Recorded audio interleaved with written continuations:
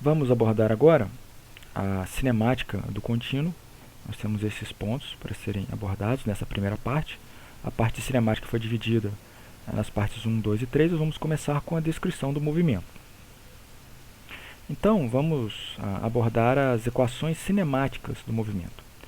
Então, vamos considerar um ponto de referência, vamos chamar aqui de O, e um vetor posição de uma partícula em um determinado tempo t pode ser escrito da seguinte forma: x, que eu vou chamar aqui, x vai ser representado por x, que vai depender de x e t, onde x aqui é a sua posição inicial, com x de x no tempo t0 é igual à posição inicial x. Então, nós temos aqui o ponto O, que é a nossa referência, o ponto P, que no tempo t igual a 0 está representado pelo vetor posição x, como está indicado aqui. Então, no tempo t, o ponto P se desloca desta posição para essa posição, e o vetor posição, que antes era x, como está indicado aqui, passa a ser o vetor posição x, que é representado por essa expressão dessa forma. Então, se nós fixarmos a posição inicial x, nós temos representado ao longo da variação do tempo t a trajetória da partícula.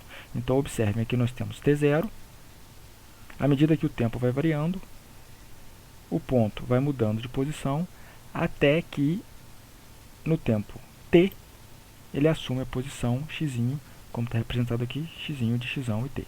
Lembrando, esse x é a posição inicial da partícula e o x minúsculo é a posição atual da partícula. Em termos de componentes, nós escrevemos da seguinte maneira: a posição atual x1, ela depende da posição inicial, que é representado por x, x maiúsculo 1, 2 e 3, e o tempo t. Então, notem que as coordenadas da posição atual dependem das coordenadas da posição inicial, assim como também dependem do tempo t.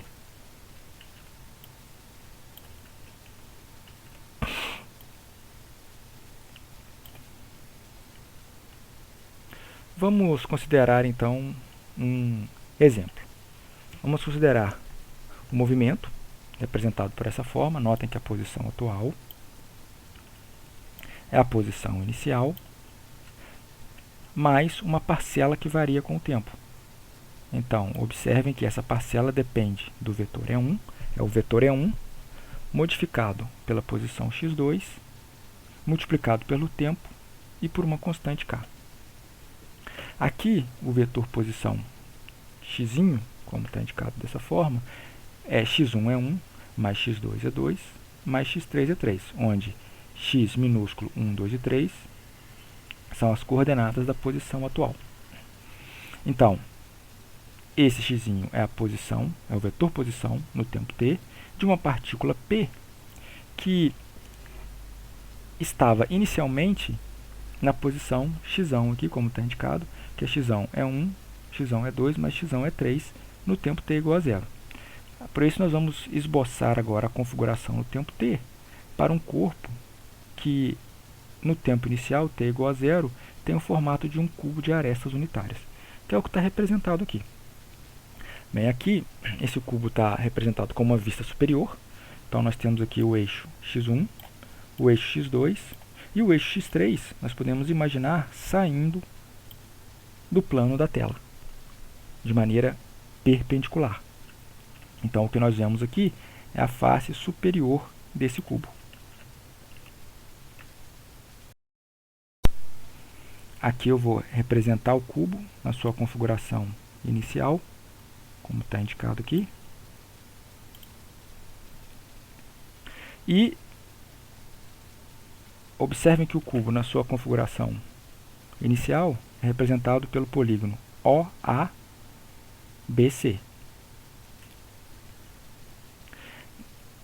Na sua configuração deformada, nós temos o polígono OA, B', C', como está indicado aqui. O, A, B', C'. Observem a configuração indeformada, a configuração inicial, OABC, e a configuração deformada, OA, B', C'. Aqui, então, nós temos a configuração deformada, OA, B', C'. E observem que este movimento, que é representado por essa expressão, mostra que o movimento ele ocorre na direção de E1, como está indicado aqui, na direção de E1. Cada partícula sofre um deslocamento na direção de E1, e esse deslocamento ele é proporcional à componente x2 da partícula. Observem que as partículas que se encontram com x1 igual a 0 não sofrem nenhum deslocamento, não sofrem nenhum movimento, e esse movimento ele é maior à medida que a componente x2 vai aumentando. Então observem que a maior quantidade, o maior movimento que ocorre é exatamente nos pontos situados nessa aresta, a aresta superior, aqui em CB, que sofrem o deslocamento KT. E eles sofrem o deslocamento KT, como é um cubo unitário, nós observamos que a componente x2 aqui é igual a 1. Logo, o deslocamento na direção de E1, ele vai ter o valor K vezes T. Então, dessa forma, nós conseguimos representar um movimento, aqui nesse caso um movimento de cisalhamento deste cubo, que pode ser representado por essa função. Agora nós vamos abordar o que é chamada descrição material e a descrição espacial. Quando um meio contínuo ele está em movimento, tanto a sua temperatura, que é representada por θ, ou sua velocidade v, ou seu tensor de tensões t, que vai ser definido nas próximas sessões, eles podem também mudar com o tempo. Para isso, nós podemos descrever em dois aspectos distintos, a descrição material e a descrição espacial. A descrição material, ou chamada também de descrição lagrangiana, ela ocorre da forma que nós vamos seguir as partículas. Ou seja, a temperatura, o campo de temperaturas θ, tanto quanto o campo de velocidades v, quanto o campo tensorial t, eles vão ter uma representação que vão depender da posição inicial das partículas, como estão indicados aqui. E à medida que o tempo vai passando, nós vamos seguindo essas partículas. Já na descrição espacial, ou também chamada de descrição euleriana, nós observamos as mudanças em locais que são pontos fixos no espaço. Neste caso, tanto a temperatura quanto o campo de velocidades e o tensor de tensões, eles são observados em um ponto fixo do espaço. Então, observem que, independente do tempo t, ou independente da passagem do tempo, a observação é feita em um único ponto do espaço. É importante, então, ressaltar a diferença entre essas duas descrições. Observem que, na descrição material, nós temos uma partícula, e nós vamos seguindo essa partícula à medida que o tempo vai passando. Já na descrição espacial, nós fixamos uma região do espaço e vamos observando essa região. E neste caso, diferentes partículas vão passando por essa região do espaço. Então essa é a principal diferença entre a descrição material e a descrição espacial. Em termos de representação, a descrição material vai ser representada por um chapéu, como está indicado aqui. E a descrição espacial vai ser representada por um tio, como está indicado aqui. Então nós temos como diferenciar essas duas descrições. Agora nós vamos abordar a derivada material. E vamos começar com a definição de derivada material. A derivada material é a taxa de variação no tempo de uma determinada quantidade em uma partícula fixa. E nós vamos representar a derivada material por D maiúsculo em relação a dt. Então notem que, de maneira distinta do que estamos acostumados a observar, a ver, a conhecer as derivadas, a derivada material é representada por um D maiúsculo. Em relação à descrição material, nós temos a seguinte representação para a derivada material. Vamos considerar aqui θ, representado na sua descrição material, com um chapéu, como está mostrado aqui, como foi falado anteriormente.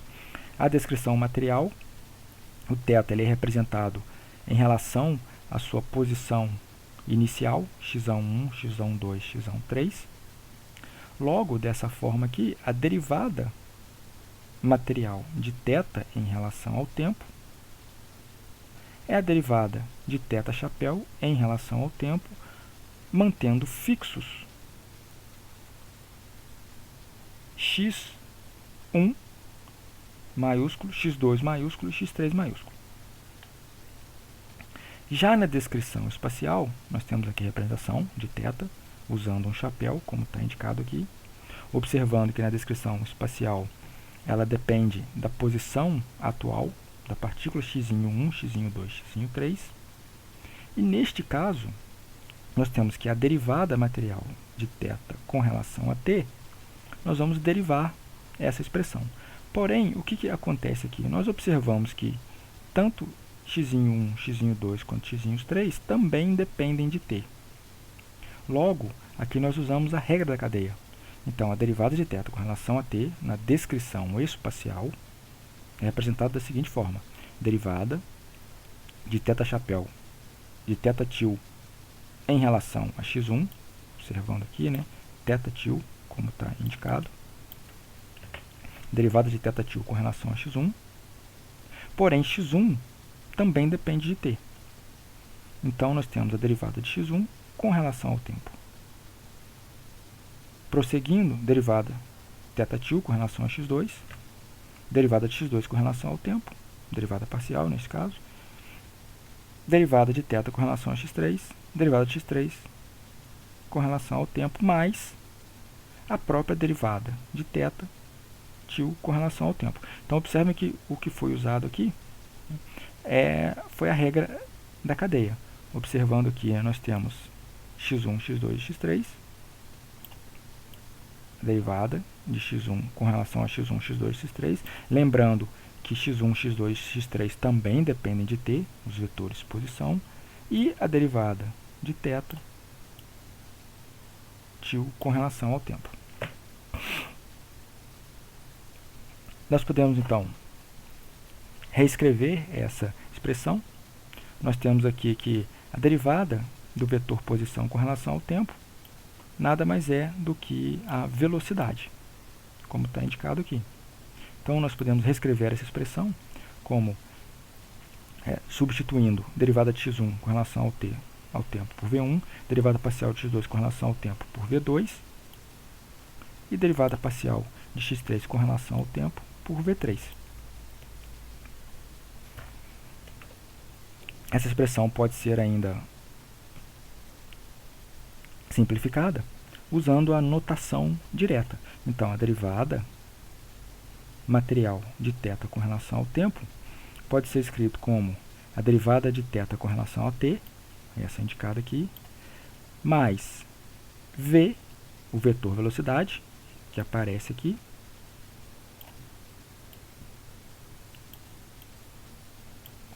Escalar gradiente de θ. Observando que o gradiente de θ aparece aqui onde eu estou indicando.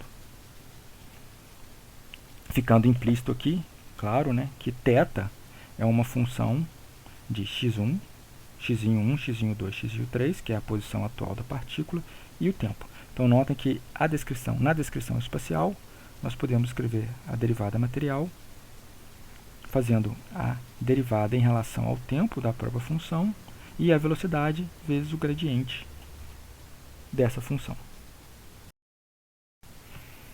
Aqui cabe observar que na descrição espacial, a derivada material depende do tempo, mas também possui componentes espaciais que estão associadas ao gradiente de θ. Nós podemos calcular também a aceleração de uma partícula. Vamos à definição da aceleração. O vetor aceleração é a derivada da velocidade em relação ao tempo para uma posição inicial fixa, x1, x2, x3 fixos. Podemos apresentar então como a derivada material do vetor velocidade com relação ao tempo. Então nós temos o seguinte, vamos reescrever aqui usando a notação compacta. O vetor velocidade pode ser representado por v e i, tomando aqui a soma das suas projeções nos eixos coordenados, que pode ser reescrito da seguinte maneira: derivada de vi com relação ao tempo é i. Logo, usando então a definição da derivada material de vi com relação ao tempo, nós temos que a componente i da aceleração é a derivada da componente i do vetor velocidade com relação ao tempo. Aqui nós temos a derivada material. Usando a definição de derivada material que nós observamos anteriormente, que é a derivada de v mais v gradiente de v, neste caso v aqui é a função de interesse, a derivada material pode ser escrita da seguinte forma: derivada material de v com relação ao tempo é a derivada de v com relação ao tempo mais vj, derivada de vi, com relação a xj. Então, nós temos aqui a derivada componente a componente. Usando a notação compacta, nós temos a seguinte expressão: o vetor aceleração é a derivada de v com relação ao tempo. Nós temos então aqui a derivada de um vetor com relação ao tempo, mais gradiente de v aplicado no próprio vetor v. Aqui a notação compacta e aqui a notação termo a termo.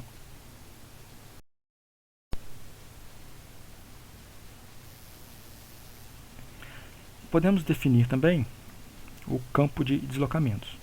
A definição do campo de deslocamentos é simplesmente a posição atual da partícula subtraída da sua posição inicial. Então, nós temos que o campo de deslocamentos, posição atual, menos a posição inicial. Então, dessa forma, uma vez conhecida a trajetória de uma partícula, que é representada por x aqui de x e t, o campo de deslocamentos fica também determinado.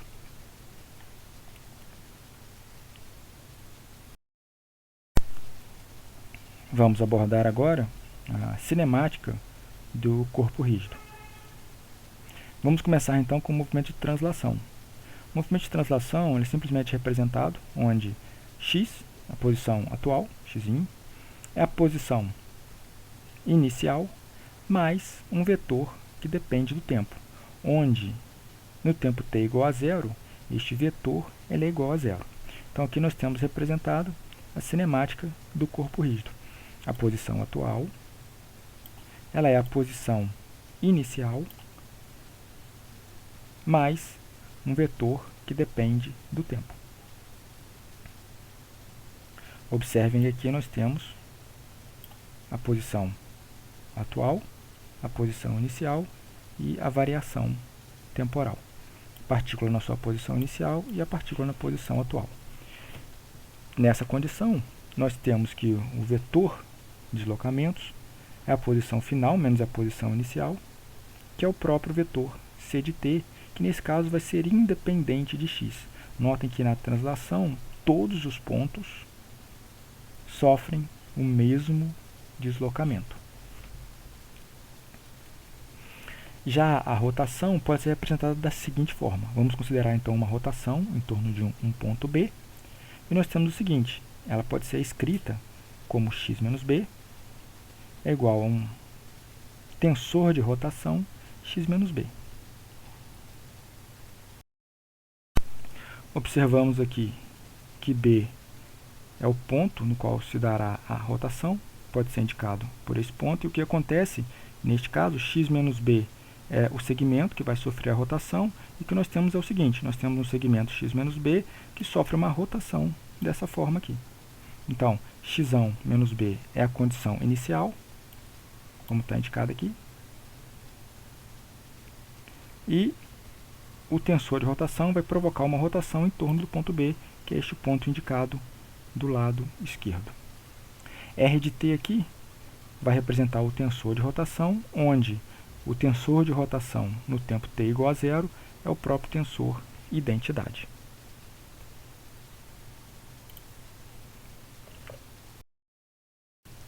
O movimento geral, então, é a combinação desses movimentos de translação e rotação, considerando um ponto genérico B aqui.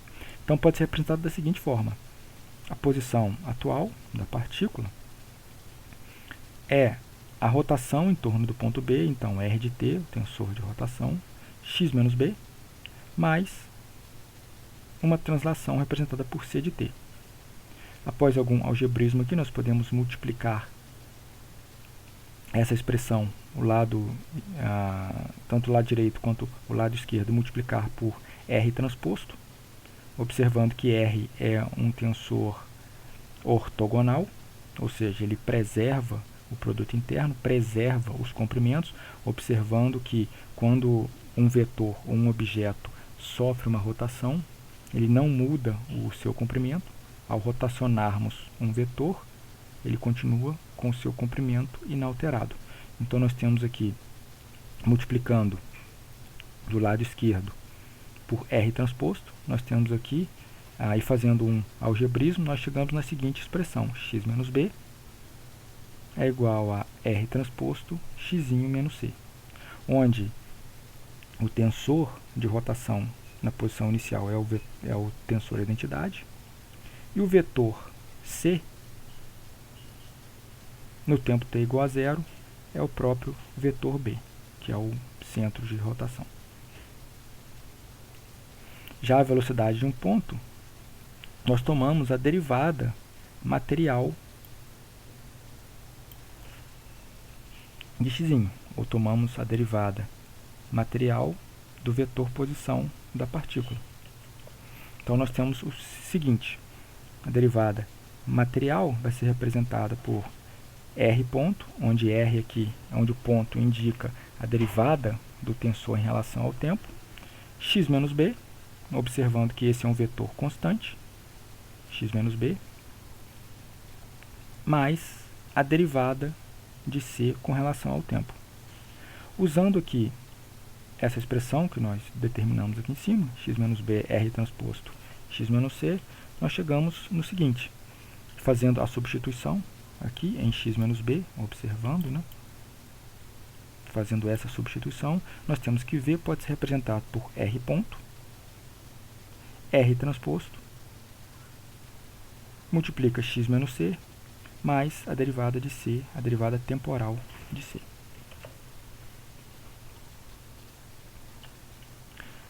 Temos então dessa forma que o vetor velocidade é a derivada de r com relação ao tempo, r transposto, x menos c, mais a derivada de c com relação ao tempo. Bem, o vetor derivada de r com relação a t, r transposto, ou r ponto r transposto, esse tensor ele é antissimétrico. Para isso pode ser observado, pode ser verificado em um dos exercícios que está no livro texto. Nós podemos representar o vetor v, o vetor velocidade, como ômega vetorial x menos c mais c transposto. onde ômega é o vetor velocidade angular deste movimento.